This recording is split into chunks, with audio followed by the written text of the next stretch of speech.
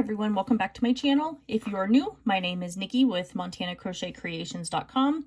Today we're touching up on our beginner basics series, and we're going to be talking about the step-by-step way on how to actually make a chain. This is the very first step that you need to do in order to learn how to crochet.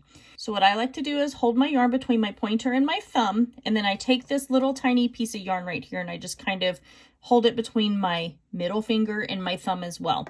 You can see it kind of crisscrosses and I'm just holding it like that.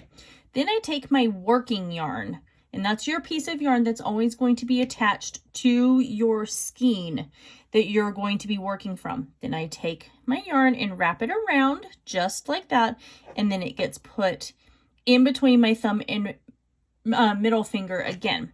I take this top piece of yarn, the first one we wrapped, I pull that over my finger and then insert my hook.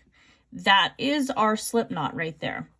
So now what we're going to do in order to start our chain is we're going to yarn over, meaning that we go underneath our yarn and grab it with the hook portion of your crochet hook and you pull through that slip knot.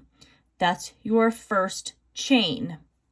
We're going to yarn over, so going over, pushing the yarn over the top of your hook, grabbing it with the hook part of your crochet hook here, and pulling through your chain. Now you have two chains. Again, we're going to yarn over and pull through that loop. And see, you always have this loop on your hook right near. So we're yarning over and pulling through our loop.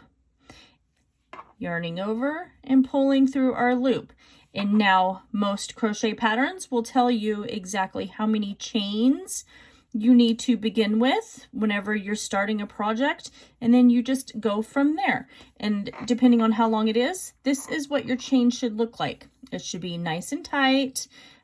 Each chain should be about the same tightness. You don't want it to be tight here and then getting really loose there, or starting really loose here and then starting to get tighter as you go, because that's going to make your projects really hard to work with. Anyway, I hope that you guys enjoy this quick little tutorial on how to create a chain. Make sure that you like, comment, share, and subscribe. Don't forget to ring that notification bell as I post tutorials here weekly. And that is everything for today. I love you guys all so very much, and I'll see you in my next video.